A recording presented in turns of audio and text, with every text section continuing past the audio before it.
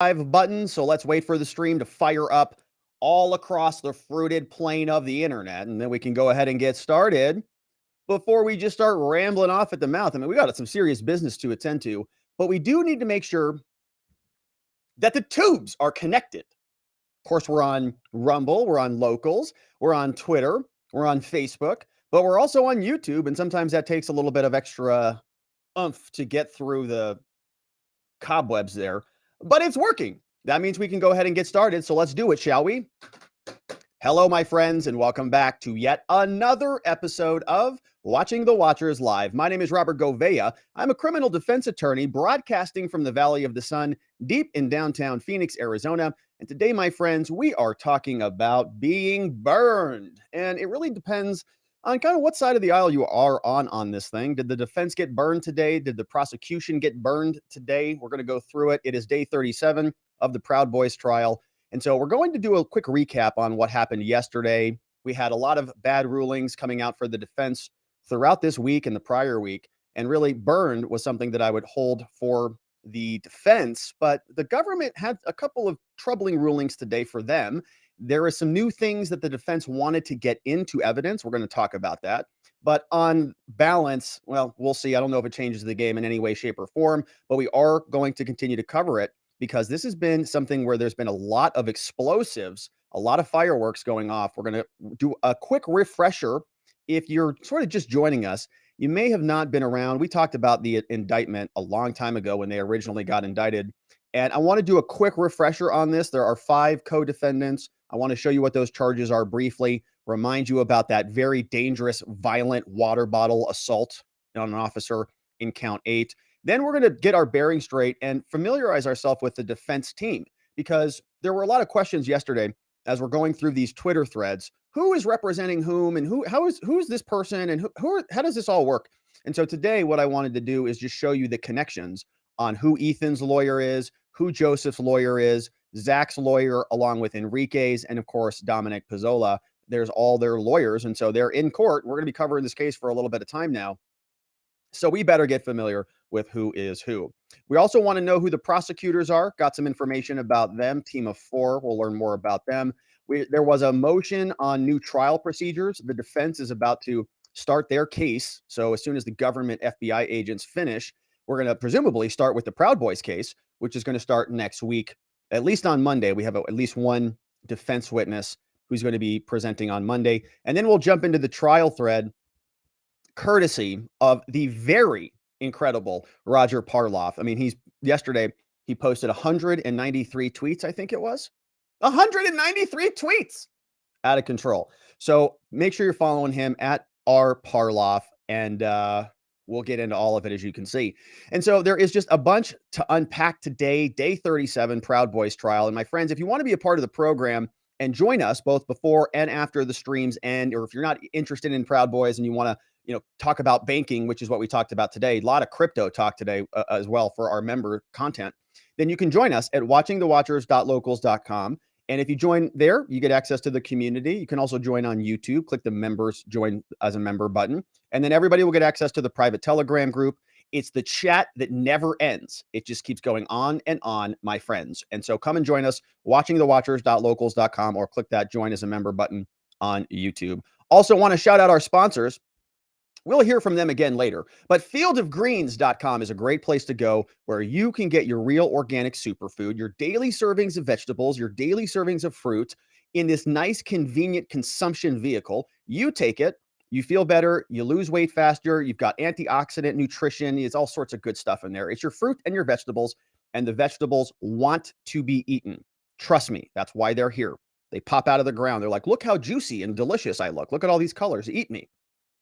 So please abide. Go to fieldofgreens.com and don't forget to use code Robert so that you can save your 15% off when you check out. Also want to shout out my former law firm, our friends over at the R&R Law Group. Although I'm no longer at the R&R Law Group, they are still kicking butt in the state of Arizona, helping good people charged with crimes find safety, clarity, and hope. So if you know anybody in the state of Arizona who's been in trouble with the law, they can help. Send them over there, rrlawaz.com. All right. And with that, my friends, let's get right into it. Proud Boys trial, day 37 continues, and we have a little bit of a recap to do before we jump into the minute entry that came out of the court for the date of 3/14/2023. We are going to talk about the indictment and remind ourselves about what these people are being charged with, because we have 5 co-defendants in this case. And a good question came up about, well, why are they all being tried together? Why aren't they being tried independently? For example, why isn't Ethan Nordine having a separate trial, separate from Joseph Biggs or from Zachary Real? And the question is really answered by the charge. They want to get these people on conspiracy. This was the original indictment. This was something that we saw back in June 2022, and we've poked a lot of fun at this indictment because it's kind of ridiculous. But before we dive into day 37, and remember, we're about to start the defense case in chief, here's what we're dealing with.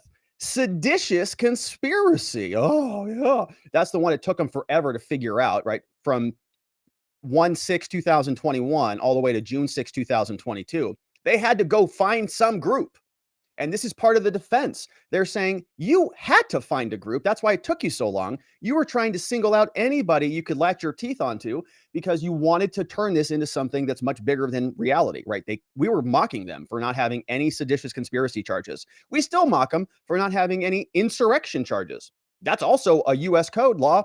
It's a criminal statute in this country, and nobody's been charged with it. So why do they keep saying it?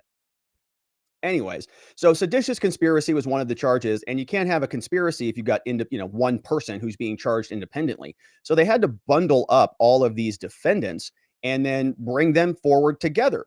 And now you'll notice that one of the defense strategies, and we saw a lot of this yesterday, was for each individual defendant and their defense attorney to single them out. And I think we saw that probably most evidently with Zachary Real. Yesterday, his attorney, Carmen Hernandez, was very articulate in saying Zachary Real wasn't hanging out with any of these people. All of the exhibits, all the videos, all the evidence you presented, he wasn't anywhere near them at all. So he's trying to sort of say, my client is not like the others. One of these things just doesn't belong here, and trying to remove him from this giant conspiracy. And recall that what they have done here, as in all of these, is they've blamed every single person for interfering with American democracy, which is the most insane thing that you've ever heard, especially if that's all it takes is a couple, literally like 300 violent people. There's about 326 violent crimes up at this point, one of which you're going to see is an assault on an officer, which involves a water bottle. But the point is, this was the same paragraphs, all the same litany background, Proud Boys, a pro-Western fraternal organization, 38 years old. They tell us all about these people. But these were the charges. And here they have to articulate the conspiracy, right? This is at an actual statute, it's actual charge. And so that's why these people have to be bundled up. The manner and the means of the conspiracy, they were all working together. One of the worst things that they did, these violent maniacs, was assaulting law enforcement officers. Okay, now this is in the indictment, the acts furthering the conspiracy, so on. We're waiting to see what the charges look like, and we want to identify what this violence was. What was this violence that they were involved in that was so horrific? Well, let's see. As we go down, they're giving us the big book report. All these FBI agents spent, looks like about 18 months writing this book report, doing all of their Where's Waldo games. Finally, they write it, they submit it, they say we've got enough to arrest everybody. So count 1 was the conspiracy. Count 2 is they're impeding an official proceeding. Like literally, this group of 5 dudes are impeding the Electoral College vote. All right. We have count 3, which was obstruction, which is, kind of like the same thing. It's like a duplicative charge. So it's interfering, impeding an official proceeding. And then it's also here, we're now going to be basically the same thing, obstructing the proceeding. All right. So count 4, a conspiracy to prevent an officer from discharging his duties by threatening and forcing officers couldn't go and do other things while they were there. Here's another one, count 5, civil disorder, aiding and abetting. These are like disorderly conduct charges you'll get at your local bar. Count 6, destruction of government property. Now there, I see Dominic Pezzola in particular was seen sort of smashing windows, and there's other, property damage that they're attributing to other people. And we don't condone that, but it's again, it's not a seditious conspiracy to create criminal damage during a riot. It's not impeding the functioning of American democracy. That's what an insane person would say. Other people would say this is a riot where people just broke some property. We don't condone that. We don't support that. I love the Capitol. Been there. It's a beautiful place, and I want it to continue to remain. But the point is, it's not an insurrection. All right. Now, count 7, as you can see, is another criminal damage charge, destruction of government property, which is very duplicative to count 6. And then we get to the big one. Now, everybody is saying, oh my God, first of all, have you seen any violence yet in any of those preceding 7 charges? No, you haven't. You've only seen disorderly conduct, some criminal damage. You've seen obstruction, which, was basically everybody that day. So they're singling these guys out because they were apparently communicating about it, which is what creates the conspiracy. Then we get to count 8, the very first inkling of anything resembling violence, right? Assaulting and resisting or impeding certain officers for all of these people. Now, what is the conduct that is making up this criminal charge? Here's what they say. In count 2, that these people, all 5 of those co-defendants, did forcibly assault an officer and an employee of the United States. They assaulted a federal agent?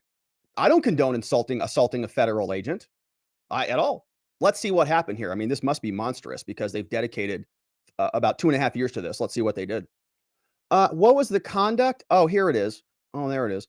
By throwing a water bottle at law enforcement. They threw a water bottle, man. That's the assault on an officer? Now, I don't know if it was full. Water bottles can be pretty heavy and they can hurt if they hit you in the head. Or was it just an empty water bottle? They don't even tell us in here. So that's the violent assault of all of the things that we saw. That's it. I hope not. Maybe there's more. Let's see here. Yeah, here's another one. Okay, here it is. Physical contact. There it is. A little bit more. So now we get a little bit. While such person was engaged, they did make physical contact with an officer. This is what count 9 has. But we don't know what that means. Did forcibly assault and did make physical contact while they were performing their duties. All right. Well, again, that's it. So as far as I can tell, it's physical contact, and assault is such a low threshold statute that is really true, right? If you just touch somebody or if you put somebody in reasonable apprehension of imminent offensive contact, that's kind of enough. You don't even have to really hit them. So they did make physical contact in this case, but we don't know. Was it injuries? Was it another water bottle? Was it a little flower that may have brushed one of their shoulders? Did somebody open a window and cause a heavy breeze to flow through the Capitol? And an officer was like, oh gosh, I'm cold. How dare you? Shut that window right now. You're under arrest. I don't know. But apparently a water bottle is enough to necessitate an entire charge for 5 people as part of a conspiracy. So it's very dramatic is my point of all of this. So we don't know what the physical contact was. Count 10 did try to take property from a Capitol police officer. That's it. Signed by Matthew Graves. That's the criminality here. That's the seditious conspiracy from these 5 people, the Proud Boys. Kind of a joke, right? It's disorderly conduct, it's criminal damage, it's water bottles, and it's other assaults. Now, what they want to do here is they want to keep showing you this imagery, this J6 imagery of violent imagery, and say that every single person who was there is responsible for all of that. And that's not fair. That's not right at all. If there were 100,000 people there, and let's say 1,000 people got charged with crimes, and of those 1,000, 300 of them, give or take, were violent, and of the 300, maybe half of those were actually violent, and the other half were water bottles. I don't know. And it's really a tiny little sliver of a fraction of violence, right? Everybody else was peaceful, give or take.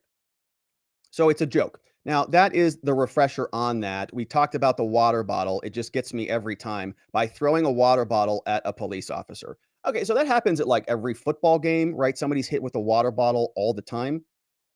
You go to a football game, you go to a rowdy sporting event, hit with a water bottle. Did you see any arrests made during the summer of 2022 for water bottle assaults in Minneapolis, for example? No, you didn't. So it's just they're stretching, right? They're really grasping at straws, and they want to go here, and they needed some assault charges in here for sure. So they dug up a water bottle. All right, that is what they are being charged with, and we had the recap from yesterday. We covered that courtesy of our friend Roger Parloff. Not much news in terms of the minute entry. Let's take a quick look at the court docket and see if there's anything that has dropped for us since the show started. And the answer is no. So, as we saw yesterday, the minute entry was that we are back in session. FBI agent Nicole was still on the stand. We're going to start with her today. We had all of the attorneys were there, and I want to detail who these people are. You can see this is the defense team. We've got Smith. We'll talk about them. We've got the U.S. attorney team, and then all of the co-defendants are still committed. They're all still in custody for all of those very serious crimes that we just talked about, which was disorderly conduct, criminal damage, and throwing a water bottle. So that's the court docket. Now, there's also another motion that came in. We'll get to that in a minute. But first, let's talk about our lawyers, our defense team extraordinaire who are coming in and representing all of the parties. Ethan Nordine is the first co-defendant. His attorney is this guy, David B. Smith, just so we can put some names to faces. These attorneys are from New York, and I believe it's a father-son team. I couldn't find any information about Nicholas Smith, but David Smith was actually on the board of a pretty prestigious organization called the National Association of Criminal Defense Lawyers, and they do good work. And it's a good organization. They have all sorts of materials, and so he was on the board there for a while. And his son Nick has been doing most of the examination in the proceedings. So that's Ethan Nordine's attorney. We also have Joseph Biggs. Now his lawyer Norm Pattis. You may remember this guy, because you've seen him around before. He was Alex Jones' lawyer for one proceeding, and he's got an interesting record. I think he had some bar issues at one point, and I think I read a headline he was trying to maybe get off the case and was not allowed off the case, and then wanted to stay on the case. So that's who is here, and we listened to a lot of him or read through a lot of his testimony, his examination yesterday. He was cross-examining FBI agent Nicole. We also have this guy representing Joseph Biggs, J. Daniel Hull.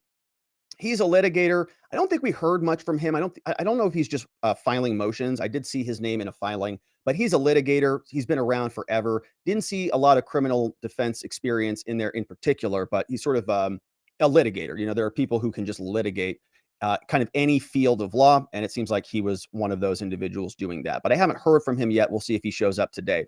Now, this woman, I really enjoyed her motions and I enjoyed her argument, and I think she's been doing a great job thus far. Carmen Hernandez. And so she's representing Zachary Real. She's the former president of that same organization I mentioned, which is NACDL. And I think she was the president, I think the 2007 to 2008 year. So very, very involved in criminal defense. I think that a lot of what we've seen from her has been very technically proficient. I'd say more so than maybe other filings. It looks like she's really got a lot of extra case law in there, and it's really tight. And so she's been doing a great job. We also heard a little bit yesterday from Enrique Tarrio. His attorney was yesterday Sabino Jaregui, he's a former prosecutor, also a criminal defense attorney. I believe he's from, I don't want to misstate where he's from, but he was the person we heard a lot from yesterday. And then this guy is Nayeeb Hassan, who is also representing Enrique Tarrio. He's a criminal defense attorney from Florida. Then we have Dominic Pezzola, and he's represented by two people. This person is Roger Roots, and he was a former libertarian candidate out of Montana. And we're also going to hear today from Stephen Allen Metcalf, who did the cross-examination of FBI agent Nicole. So we still got, other defense attorneys who want to chime in and ask FBI agent Nicole some questions. And so that's who we're going to be hearing from today, so we can put names to faces, and I'll try to cue us up, and direct us about who's doing the questioning as we go through the proceedings.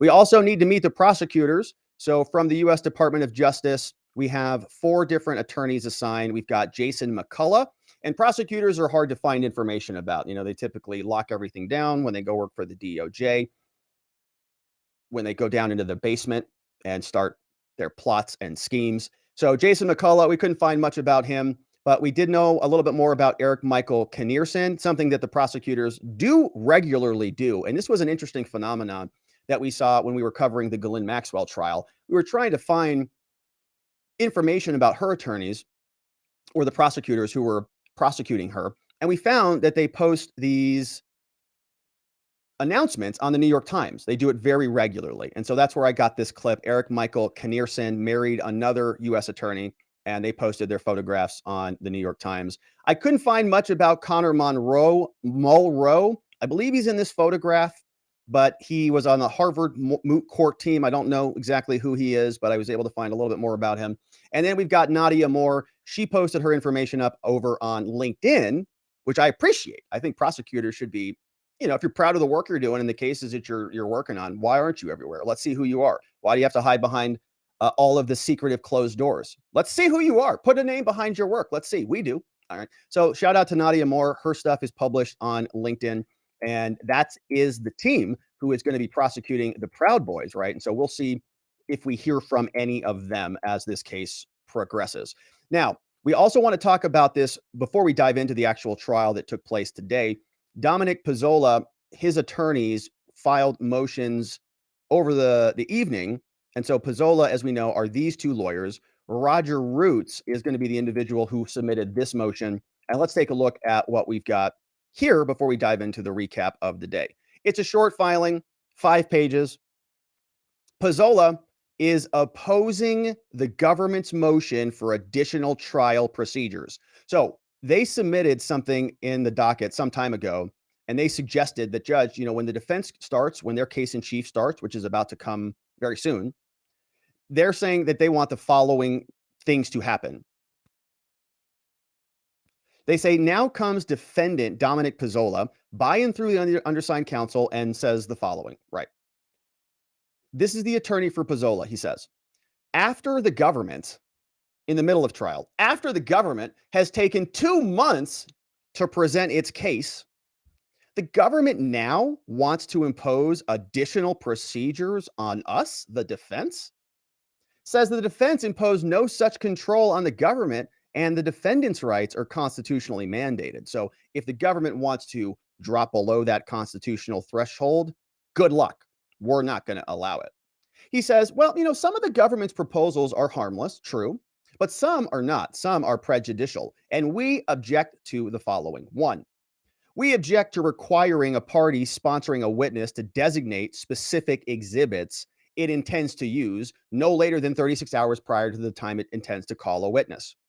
So basically, their prosecutors are saying, look, if you're going to call a witness in and to testify, we're asking that you give us 36 hours and you give us their exhibits before they come in, just so we have a little, we can prepare to basically so that they can prepare their cross-examinations, so that they can have the files and say, okay, well, I'm going to ask her about this map and that photo and that thing.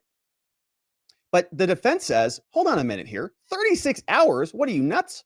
He writes, the defense counsel cannot match the power and the resources of the DOJ. We do not have the staff, the investigators, we don't have the research teams capable of predicting exhibit needs so far in advance. Right? He's saying, we don't know what we're going to use. We're going to ask questions. This witness is going to be on the stand. I'm going to ask her this, and then I'm going to ask her that, and then she's going to say this, and I'm going to go, oh yeah, okay, how about this one?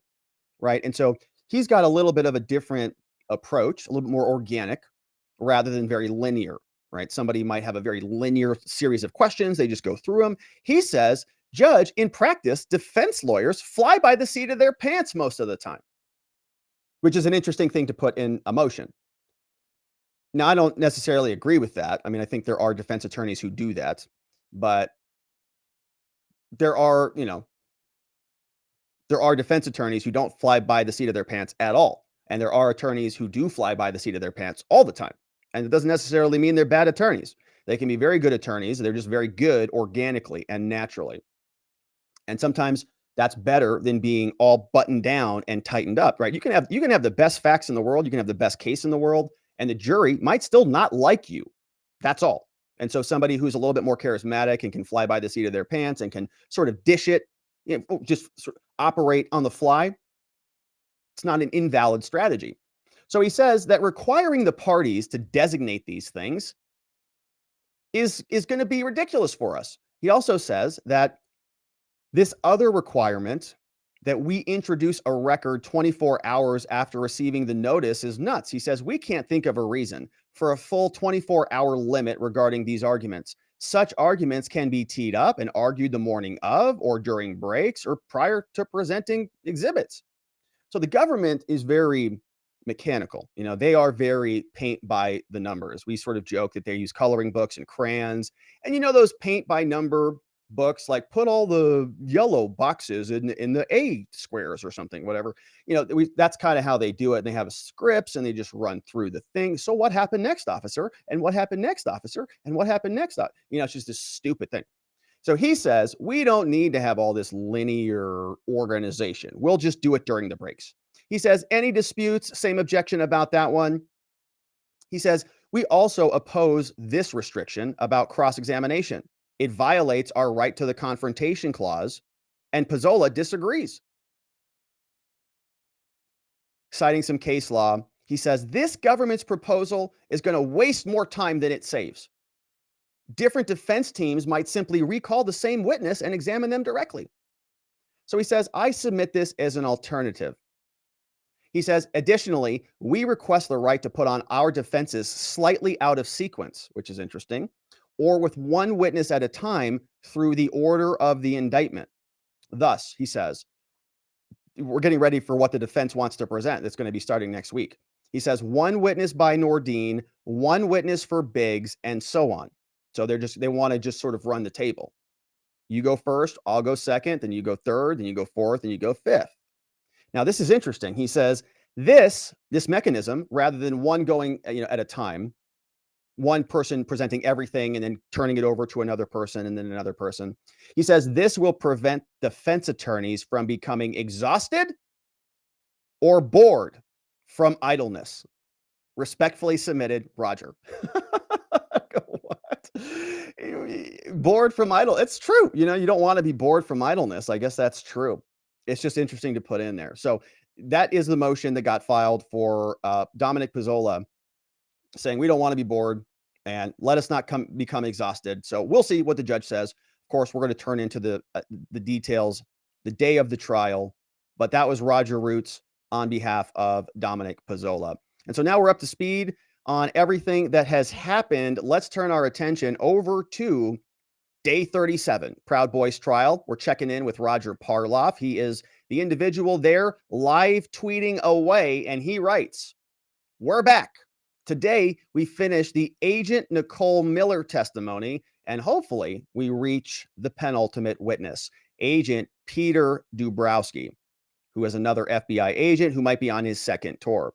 So he says, and Roger wrote a great synopsis on this, sort of catching us up, so I do want to spend a little bit of time on it. He says that yesterday, the defense attempts to undermine Agent Nicole Miller, FBI Nicole, so far failed. And we read through all of that. There were some pretty shocking revelations there with her hidden spreadsheet rows, with the fact that she was asked to delete 338 pieces of evidence, with the idea that it was perfectly acceptable to listen in on attorney-client privilege conversations because they clicked a box on it. All sorts of insane things. We thought that her credibility was going to be devastated. Unfortunately for the defense, the judge kept most of that out, just said, nope, not relevant. There's no evidence that they did anything nefarious, and move forward. Don't even speak about it again, essentially. He sat several of them down when they were trying to even make their record. It was quite shocking. But their attempts, instead, they weren't able to do that, to use her as their own witness has borne some fruit. So what they're trying to do is use her to just change the narrative. And we saw that a lot yesterday. The cross by attorney Nick Smith, who's representing Nordine, suggested that the march may have been more haphazard than the government portrayed. They said that the Proud Boys were just, as soon as Trump was done, they said, boom, raiding the Capitol, storming the Capitol now. But obviously, that's not exactly how it went down. Instead, they said that what the government depicted was that they made a beeline from the Washington Monument to the Capitol, where they cased the joint. But Smith showed multiple videos, and that pushed back on that. It says that it shows that it was more haphazard, and Nordine is going to be the first witness coming up on Monday. And so let's just go right into he's giving us a brief recap here. But now Judge Kelly is back on the bench. And so let's start right here. Roger Parloff, he continues. Judge Kelly is now back on the bench, day 37. He says that over the evening, he says the judge received objections from Smith and Nordine and Carmen Hernandez, those two lawyers we just talked about. They say the government wants to introduce exhibits through their next witness. It's going to be FBI agent Peter Dubrowski. He testified earlier. They're going to bring him back. So the judge says, okay, well, what do you guys want to argue about? What are you talking about? So attorney for the defense, Smith, stands up and he says, all right, well, judge, they introduced this document as exhibits. And you see this exhibit, it says from Rufio, everyone needs to just shut the F up. And Rufio, and there's a conversation here happening. But the defense got this and they said, well, I want to know what was said before this. What was the first message before that one came out? He said that there is another message, one right above that. And it says something of the effect, it references that Biggs is a steaming pile of dog doo-doo, that makes it sound like the Capitol attack was planned. Okay, so do you see what's happening here? So in this line of conversation, there's one message where one Proud Boy is saying to another, rail posted. And he's calling another Proud Boy. So one co-defendant is calling another co-defendant a steaming pile of dog S, right? That makes it sound like the Capitol attack was planned. So the defense wants to get that in because if it makes it sound like the Capitol attack was planned, obviously it wasn't planned, right? He's making it sound like we intended to do that, implying that we obviously didn't intend to do that. So what the defense wants is they want to add that in. They want to go back to this exhibit and they say, hey, we need that in there because that is going to be that's going to be the complete message. It's going to provide context. So the defense attorney says, yeah, I want it included. But the prosecutor came out and he said, sorry, judge, the exhibit's already in evidence. We talked about that yesterday. It's already those 4 messages. And when we got it admitted into evidence, nobody made an objection about that. He should have raised it when we were talking about it yesterday. He says, but even if that's aside, I don't think that the portion that we wanted to include has anything to do with anything. He says Nordine wants people to shut the F up because people are getting arrested, not because it has anything to do with the intentions with the Capitol.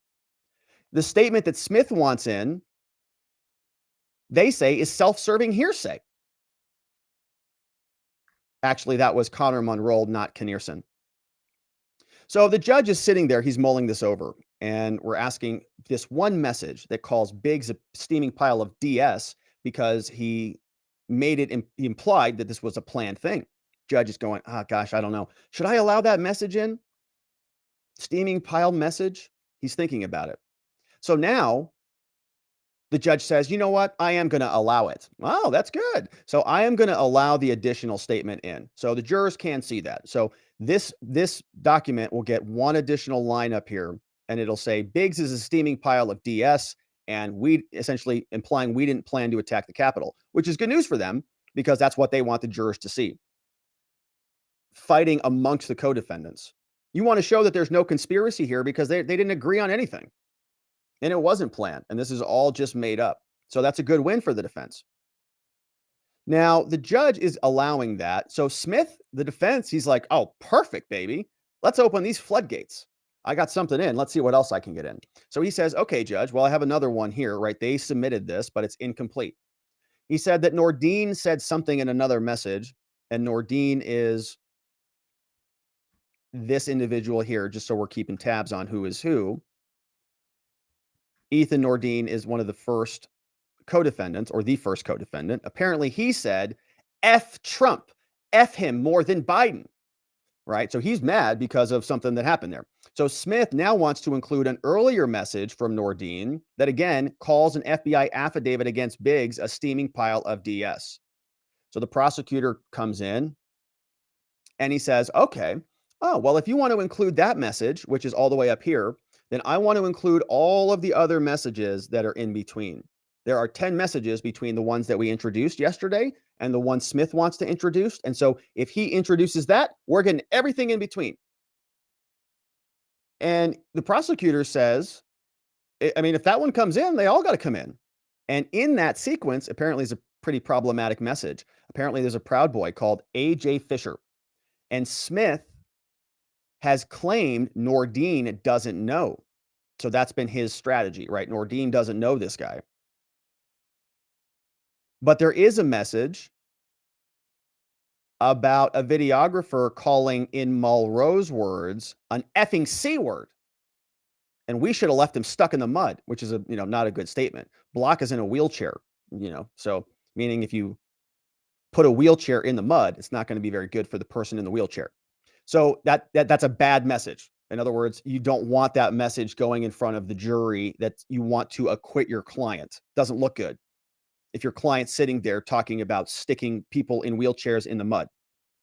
So Mulroe says it shows consciousness of guilt. The prosecutor's like, yeah, we got to get this in here. He obviously knows him. He's obviously wanting him stuck in the mud. And so he says, I got to get it all in. If that one comes in, everything's coming in. So judge is sitting here and goes, okay, gosh, you guys are giving me a headache. He says, all right, look, I'm going to keep out the message that Smith wanted to include. It's too remote from the portion the government is offering, right? So it's too far up. And that was the message about. So it's hard to keep track of what the different messages are, but you can see we're debating about what they are. So then they discuss another photo that was altered on Parler. Nordine posted it on Parler. Apparently, it shows a U.S. Capitol police officer grinning as he sprays an older man with pepper spray. The officer wasn't grinning, and so Smith objects that there's no evidence that Nordine doctored the photo or knew that it was altered. So they went over to Nordine's Parler account. He posted this here, and he doesn't want that in here. But the government says, well, we don't think it matters if Nordine altered it. Says the government hasn't been able to find the altered photo anywhere else via a Google search.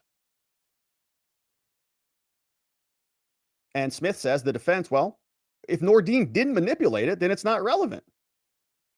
Judge says, yeah, but he did post it. And so you can raise that on cross that they can't prove that Nordine altered it, right? So we're having a lot of debates about evidence that's going to be coming in throughout the rest of the trial. The judge says, does the government think that it has independent value to your case? That this manipulated photo has value even if he didn't manipulate it himself? Yeah, they say, yeah, the fact that the top leader of this group is posting altered photos to make the police look bad means that there's a strong inference that he or one of his colleagues did the manipulation. Okay, so essentially they're implying that these guys have a propaganda arm. They've got this meme factory and they're generating these memes of Capitol Hill police officers spraying old man in the face, jerks, with pepper spray. And they're posting that and they're saying, yeah, he's the leader of the group. So it just shows that he's trying to rally people up. He's the top leader of the group. He's posting altered memes to rally and make the police look bad. So there's an inference that one of them manipulated it. Nordine says, well, there's no evidence of that. It's just an image that came off the internet. So we can't say that he manipulated it or that he was, launching this propaganda effort. Judge says, well, I'm going to rule it in. That evidence can come in. So, now you've got this Parler post is in, and the defense doesn't want that at all. So Carmen Hernandez, representing Zachary Real, says, Judge, I object on this. It's totally irrelevant. What's the issue? Manipulating this photo after the fact, it has nothing to do with any of the allegations in the indictment that we just read. The judge says, well, some defendants have suggested here that the police did not do their jobs properly. I think there's some relevance. So he lets it in, saying that I guess it's amazing. I guess allowing the government the opportunity to it's just a meme, essentially. It's just a meme, and they're turning it into this motive of criminality and conspiracy. It's pretty amazing. Now, here's another one. So the Department of Justice, Mulroe, the government prosecutor, tries to get this other thing in. It's about a reaction from the group after January 6th. Nordine, they have a video of him. He's saying something like, "This is effing disgusting. I'm pissed right now. F Trump." And there's these two kind of categories of regret. Defendants, there's two types of regrets. One, that they didn't go far enough on January 6th, and two, that they got hung out to dry by Donald Trump after they felt that they'd been acting on his behalf. So this and the other messages show Nordine expressing that second half, saying we got hung out to dry by Trump. This was posted on January 20th, right after Biden took office. They're still communicating. In fact, Nordine makes reference to the pardon power and said that Trump pardoned a bunch of degenerates, but left out the Proud Boys, and they're all facing jail time. They thought that they took on, for actions they thought they took on his behalf, which is all true. Trump did that. He could have pardoned a bunch of people, and he didn't. So the judge says, you know what? Those messages can come in. I'm going to allow those in too. So all of the Trump bashing messages are coming in.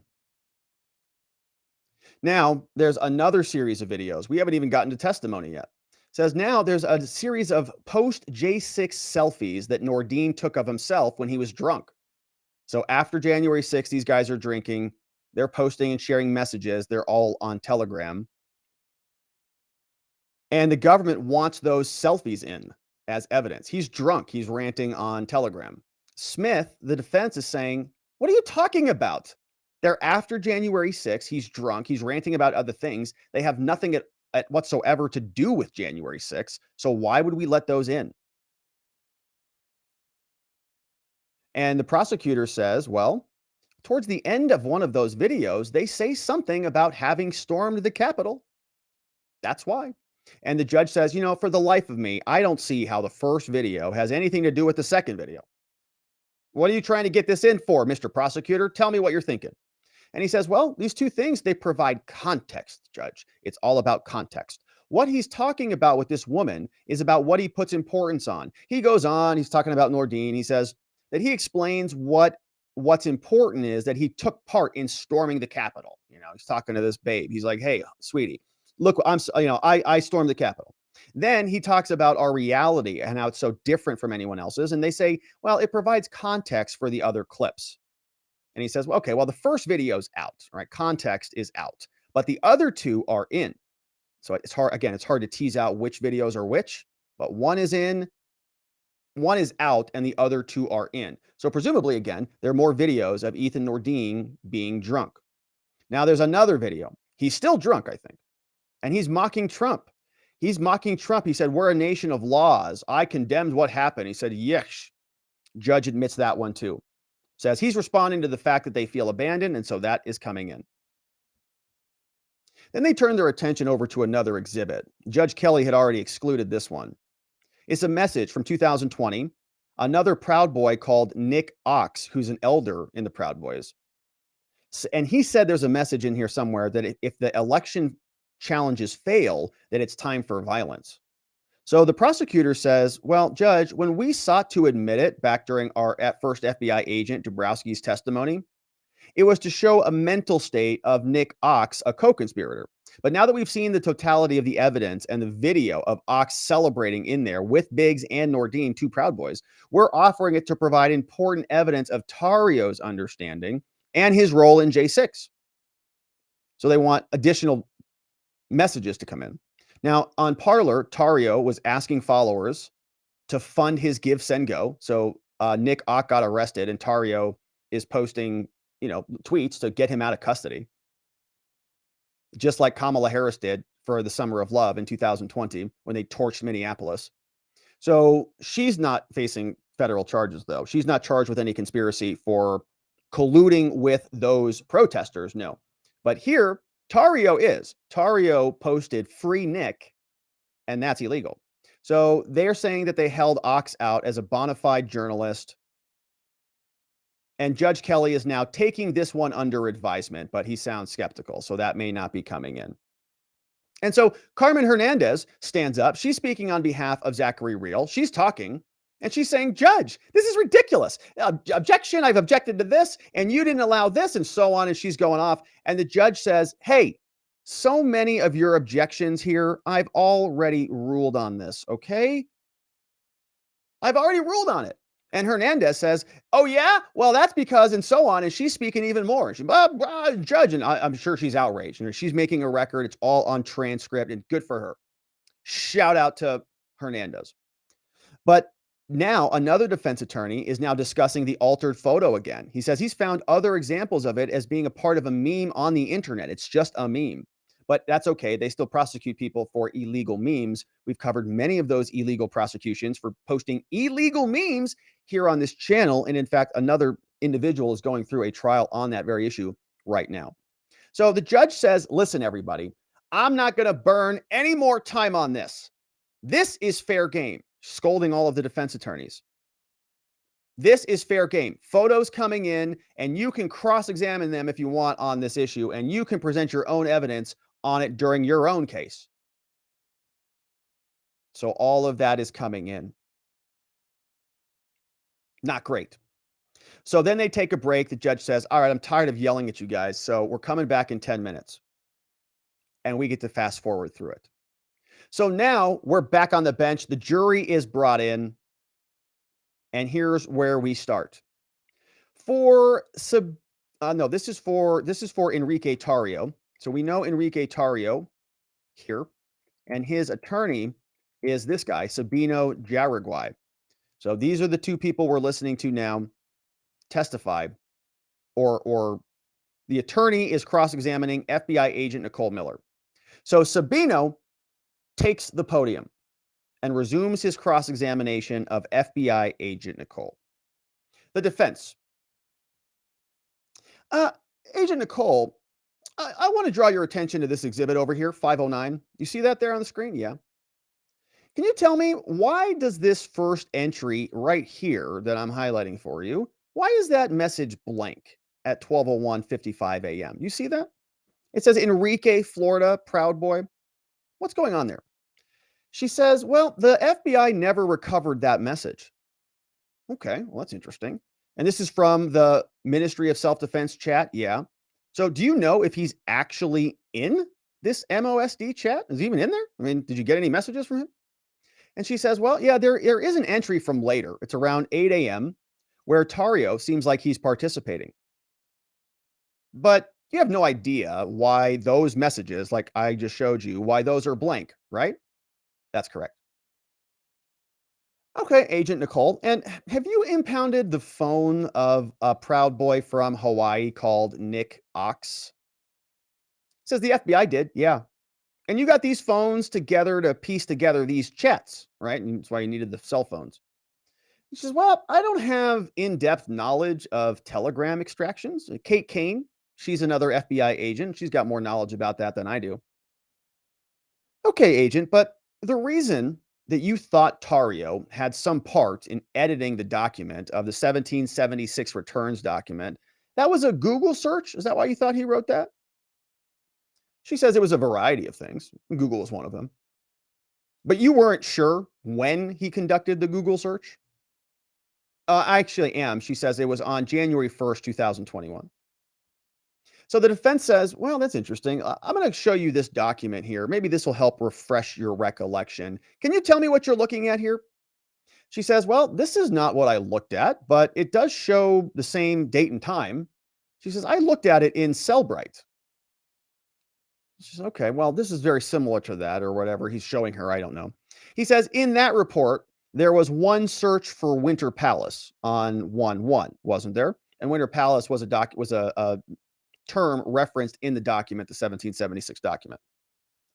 She says, yes, that was a search term. That was passed out. And asks another question.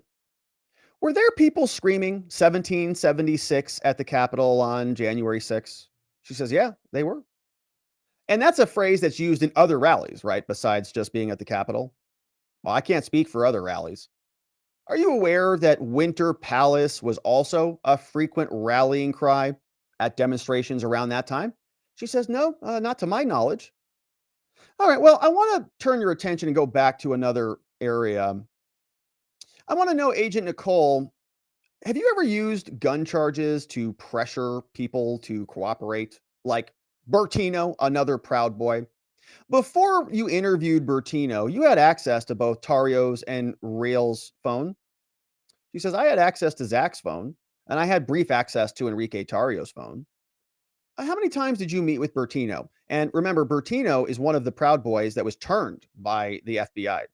And they got him sat down. They said Enrique Tarrio's a liar. He did this thing that you didn't think he did. And Bertino says, "Wow, you're kidding me.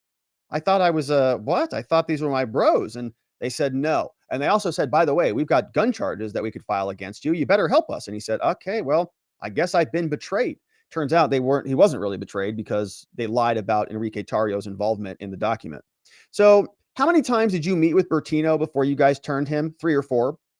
And you hope that once you conducted a search of the home, that you'd get him to cooperate, right? Because apparently he's got maybe a felony conviction or something. Once they could search and find something illegal, they could threaten him with other charges. You see how this works? You get a warrant because of J6. They find illegal guns in there because he's a prohibited possessor. Boom, new charges. Oh, well, we'll save you these new charges if you cooperate with us on this one, right? Take this plea deal. We won't file this new set of filings. Now, they said that when you got the search warrant that you sort of hoped you'd get him to cooperate. She says, "Well, we hoped he would cooperate, but it had nothing to do with the search." Yeah, right. Did you want to get him real badly? Objection. Overruled.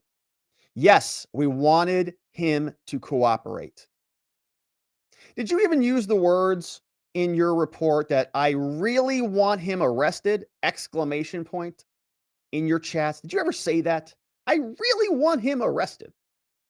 She says, possibly I could have said that.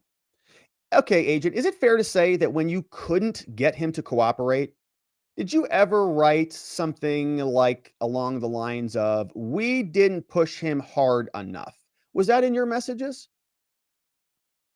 She says, possibly it could have been. Did you ever think, Agent Nicole, if we get nothing else, we'll get him on those gun charges? Nothing else will get him on the gun charges. You ever think that? Possibly. Agent, did you ever say that we'll use those gun charges to get him to cooperate? Did you ever say that? Possibly.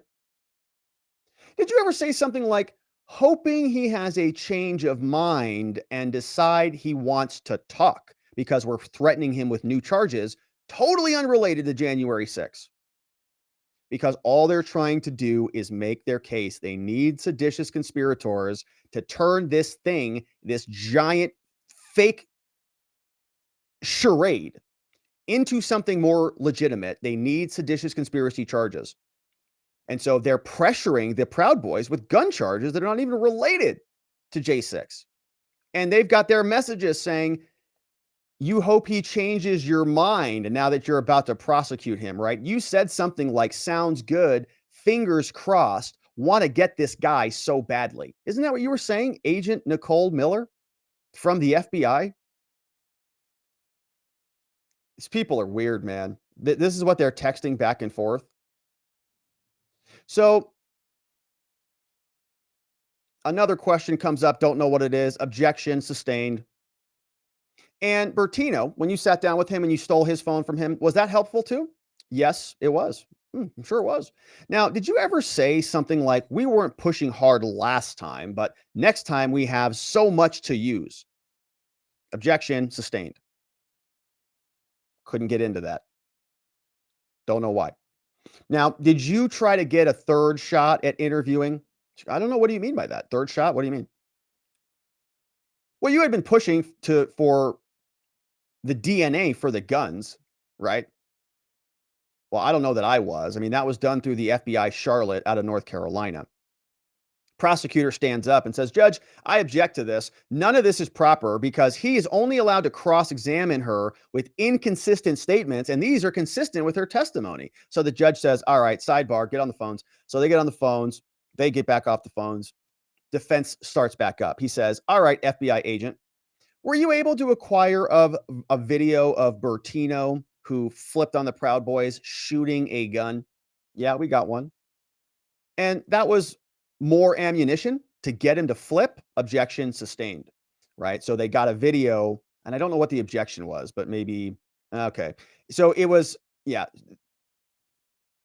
they're just gobbling up evidence of the weapons charges, and you did that to pressure him to flip objection sustained.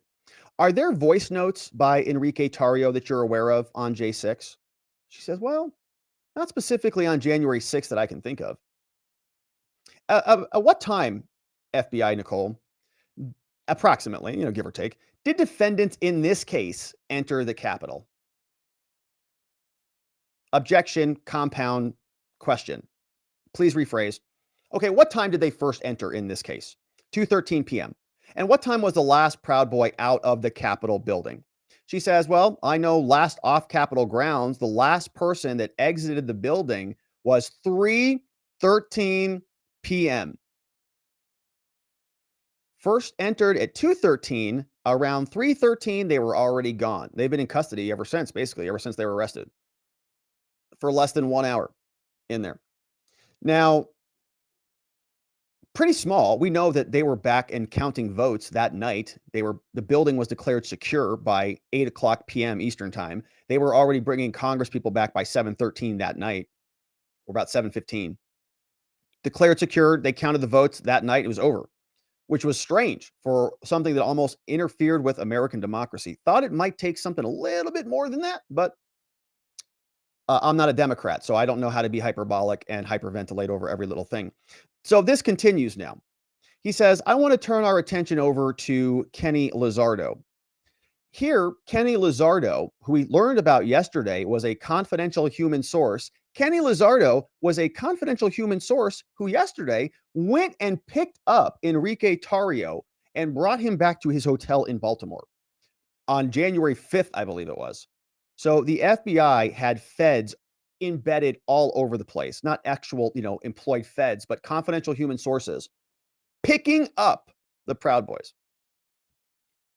Kenny Lizardo, he's also a part of the boots on the ground chat. Is that right, Agent? Yeah.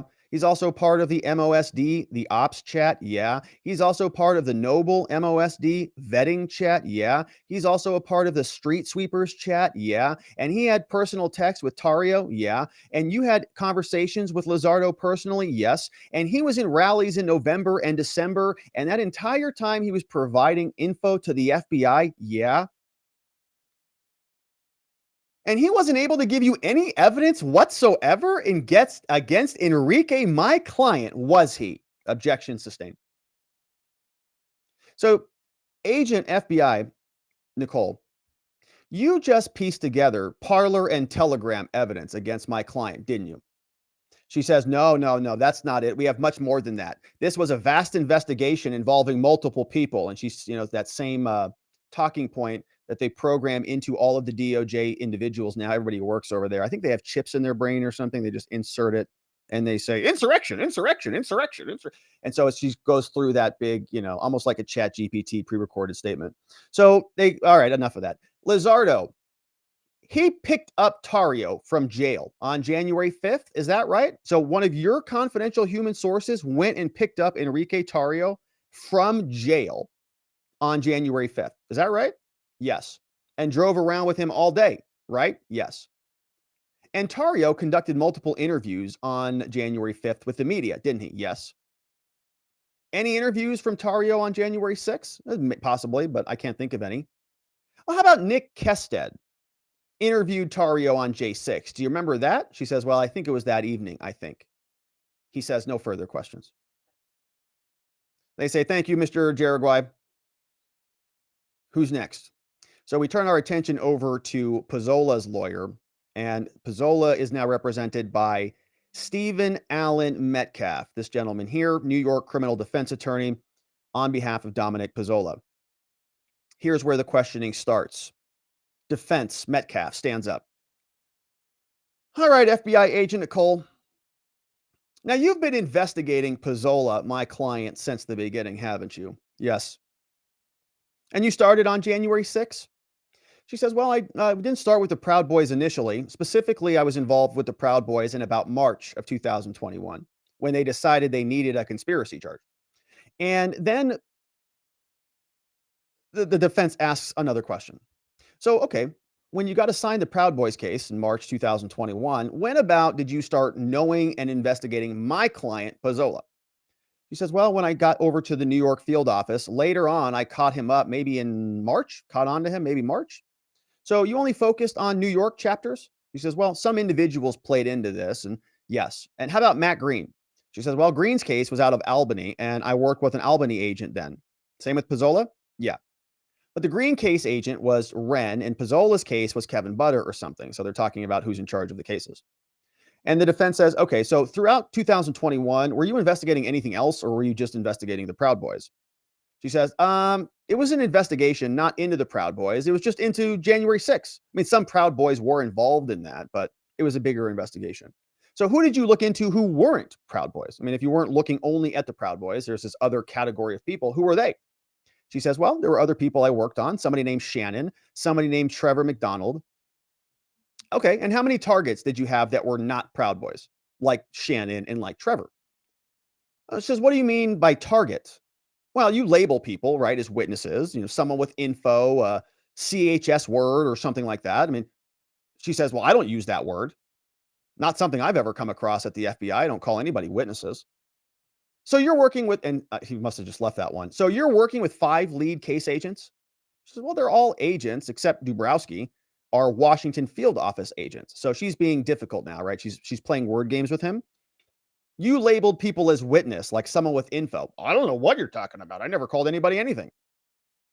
You got 5 case agents working on this? No, they're agents, except Dubrowski, right? She's getting tired of these defense attorneys. So Metcalf then says, all right, so you guys met in person. You sent emails back and forth. You have emails that talk about classification designations. And these emails, you have these emails that you sent her back and forth between your team. They're either categorized as classified or unclassified, right? You've got these 3 different types of emails that you send: classified, unclassified, FOIO, which is for official use only. And then there's secret too. And she says, yeah, we got all those categories. And do you guys use a system to communicate these messages internally at the FBI? She says, yeah, we use a system. It's called Link. And you had access to that? Yes, I did. I had access. It's a classified system. So it's on the red side. The unclassified side is called the green side. What's SOF? Objection, sidebar. Don't know what that is. Comment inserted, courtesy of Roger. He says, the guiltier a lawyer's client is, the more time the lawyer will spend on exploring matters totally divorced from the evidence. So he goes back. Yeah, I guess he's thinking that Pezzola is the most guilty. And maybe of the criminal damage charge. But again, a conspiracy charge I still think is a stretch. Anyways, Roger Parloff continues. He says that Metcalf says throughout this time, you were constantly finding new information when you were playing your Where's Waldo games at the Proud Boys, right? Yeah. And you familiarized yourself with these group chats? Yes, I did. And you discussed these chats with your team, didn't you? Yes. And you knew that Pezzola was not a part of a lot of these chats, right? Yes. And so I want to show you what is here on the screen here. This is called the new MOSD chat. You see this here? Is this the new chat? Tell me about that one. Well, that's where all the new people went. And on the screen is Aaron of the Bloody East and Noble Beard of Immortal and Yut Yut Cowabunga. But do you see Pezzola in that chat? No, I don't. Do you see him on any leadership chat? No. Here, I want to show you this one. Here is a image of the MOSD, the Ministry of Self-Defense chat, the main chat. And this is on your screen here. Do you see that there, Agent Nicole? Yeah. You see my client, Enrique Tarrio, in any of those? Or I'm sorry, no, my client, Dominic Pezzola. Enrique Tarrio's right there. We've got Enrique Tarrio here, Noble Beard, a bunch of other people, but we don't have Dominic Pezzola in there. So that's interesting. So the earliest that he actually did join any of these chats was on January 4th, right? She says, yeah, that sounds accurate. Well, I want to show you a new exhibit. Is that your handwriting, Agent Nicole? Yes. So these are your notes about what you've testified to up here on the screen? Yeah. Judge, I'd like to introduce these. Objection sustained. doesn't want it in, admitted as evidence. Can you describe foundation? Can you describe what's on the first page? Objection, sidebar. All right. They go back to the podium. Metcalf goes back. All right. Each of those pages I showed you are your notes. When did you create that document? As I started studying for my testimony, going through videos and figuring out the timeline as when I started writing those. Well, when did you do that? That took me about a few months. When did you finish? Did you complete it? I don't remember. I mean, it was recently. Well, I want to talk about what's noted at 1257. Must be a note. That's the first time that you refer to Pezzola specifically. Objection sustained. That's a timeline you put together from 10 a.m. to 1257 on J6. Is that right? Yes, a general timeline. Yes, it's based off a montage that we watched. Now, Parloff tells us that we're watching a bit of the government's first montage. Metcalf is eliciting that from 11:15 to 11:21 that she's not sure that she saw Pezzola in the march. So you're aware that he left the march for a period? Yeah, he wasn't even there? Yeah. And can you tell me when he left the march? Did you find out that Green and Pezzola left? Yes, I did. So the defense is now asking, when's the next time that we're going to see Pezzola in this montage? Is it shortly after 1257? Agent Nicole says, yeah, it might have been present when the Proud Boys moved from the food trucks back over to the peace circle. And Metcalf is just showing more and more clips, right? He's just playing the video. And he's doing the same thing that we saw a lot of yesterday. Is my client here? He's not here either. Oh, that's weird. Okay, is he here? No, oh, he's not there either. Which is interesting. Let's let it play for another 5 minutes. Why don't you tell me when you see my client? Okay. And he's still not there, and you just let it go. So now they're showing a government video of the street in front of the Capitol, 11:54 to 11:55. A Proud Boys march group goes by. Neither Pezzola nor Green are visible. We see the orange hat group toward the end of this video, mostly Proud Boys from Arizona. Shout out to Arizona. What are they doing here, Agent Nicole? She says, well, they're going to get to food trucks at about 12:07. And they go back to the video. It's now 12:07. Do you see Pezzola in there? Nope, he's still not there. They fast forward all the way to 12:23, still not there. Huh, so you didn't see my client in any of that footage. Interesting. All right, well, now I want to ask you about what you did with their bank accounts, with their phone records and their hotel receipts. And he's eliciting that from her, FBI agent Nicole. Objection sustained. So he says, okay, we'll move on. Now I want to talk about a picture that you guys got at the FBI from Green's phone. It's up on the screen here. Do you recognize this? She says, yeah, it shows Pezzola. He's walking around toward the Peace Monument. That's at about 12:50, 3 minutes before the first breach. And Pezzola is with a person, Agent Nicole says, his name is Art last shown. Was Art ever arrested? Objection, relevant, sustained. Metcalf is bringing out now that her notes. He says, okay, so your notes are back on the screen, and your notes say that Pezzola first appeared for the very first time at 12:56. Is that right? And you knew Pezzola left for over an hour? He says, well, I don't know how long he was gone for, but they were both gone from anywhere from an hour. Objection, sustained. So no videos. He's the defense attorney's almost making a statement there, right? They were both gone from anywhere for an hour. And so it's not actually a question, objection sustained. So then he goes back into a question. So no videos show Pezzola or Green then from 11:15 to 12:55. You don't have eyes on them from that entire window, right? Correct. Gone. So they can't place them anywhere. No videos show them anywhere for that entire window. So then the defense says, all right, we're looking at your notes, and I see that they've got all the different defendants listed here. How long was Pezzola in the building? 24 minutes. That's all. He enters at 2:13, leaves at 2:36 p.m. They put the video on the screen. You see him up there when he's in there for those 20 minutes? 24 minutes. There's Pezzola. And Metcalf turns to the FBI agent and he says, Pezzola's looking like a little lost puppy here, isn't he?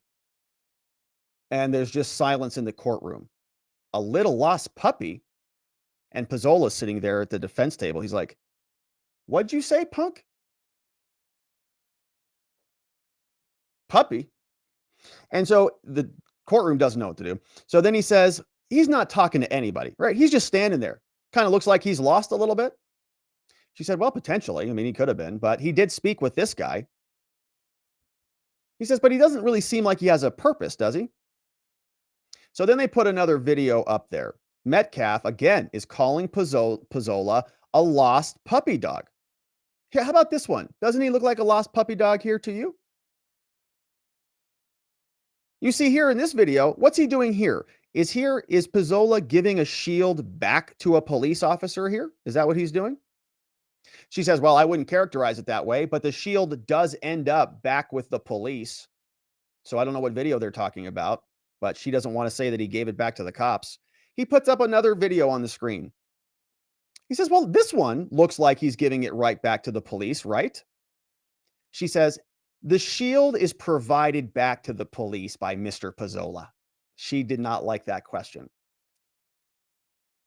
FBI agent Nicole, it looks like Dominic here is helping this officer and giving him his shield back, isn't he? He's a very nice guy. And he doesn't, you see this reversal of the phrase? It's very passive language.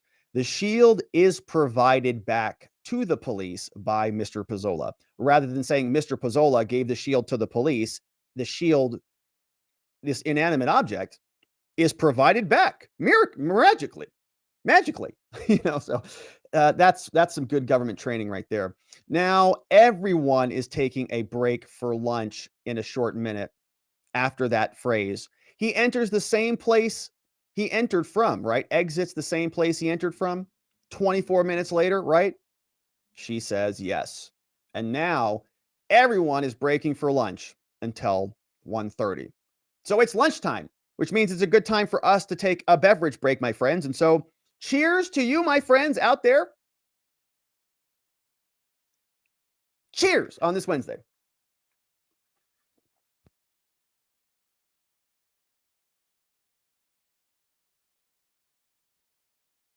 Oh, yeah, that's good stuff, my friends.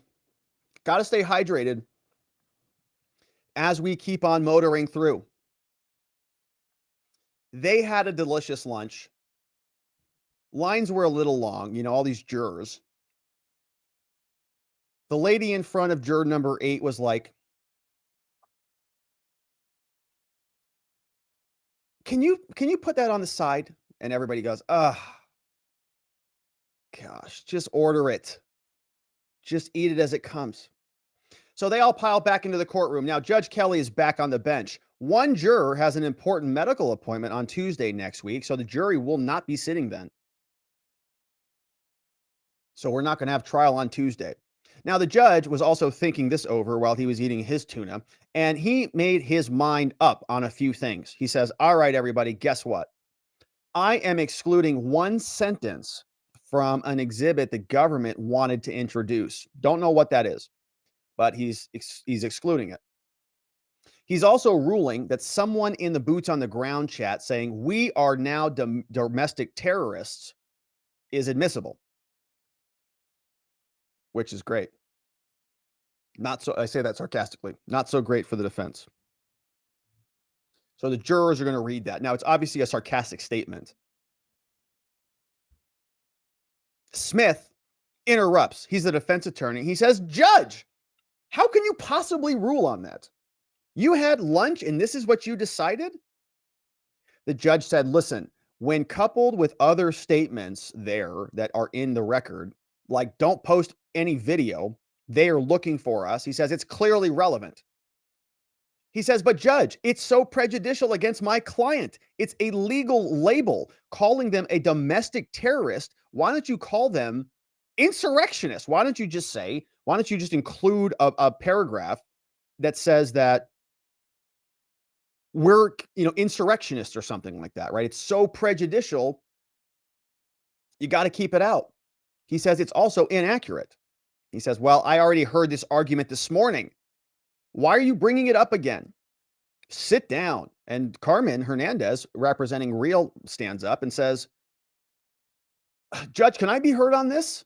So she stands up, and now she's arguing too. And we don't know what she's saying, but I'm sure it's extremely good. And then she's done, and he shuts her down. He's like, I already told you the same thing, Carmen, so why don't you sit down too? And then Norm stands up. He's for Joe Biggs. And he's like, Judge, okay, well, I have to speak up about this. I'm also objecting to that appellation. This is ridiculous. All these defense attorneys are pounding the table. And the prosecutor who's been getting his way this entire trial, Attorney Mulrow, he says, gosh, Judge, these defense attorneys are so difficult here. Says, we are burning so much of the jury's time relitigating things that Your Honor has already ruled on. Brown-nosing Mulrow, typical. I agree with you, Judge. You're doing a great job up there, and I think that you have already decided this, and I hope you had a great lunch, and thanks for being here. You're just doing a swell job. And the judge says, I agree with you. That's a great point, DOJ attorney. You guys are so smart. I miss working there with you guys. I agree. This is in. So it all comes in. It's just like, okay, what are you doing? Three defense attorneys screaming from the rooftops, and well, whatever. So now the judge is turning to the government's request this morning to reconsider a piece of evidence that was already excluded some months ago. They say that there's new evidence, but he's sticking to his earlier ruling. Now, this is related to that Nick Ox exhibit this morning. And Carmen Hernandez is now re-arguing a different issue. She's fired up, and he shuts her probably down again too.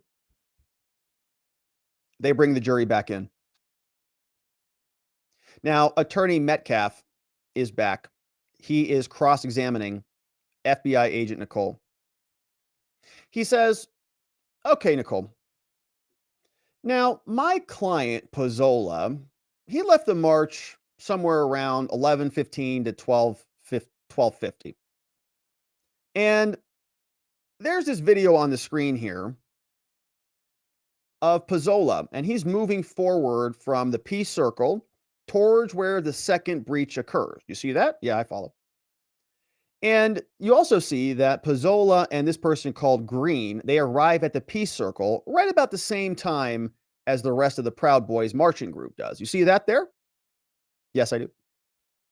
And when you're watching that, my client, Pezzola, he's not in communication with any other defendants during this time, right? He's not communicating to people while he's absent from the march. Is that true? That's correct. And so now I want to turn our attention over to the chats, all the Telegram messages and other things. So you say that boots on the ground, that was created by the person you flipped, the Proud Boy called Bertino. Is that true? Yeah.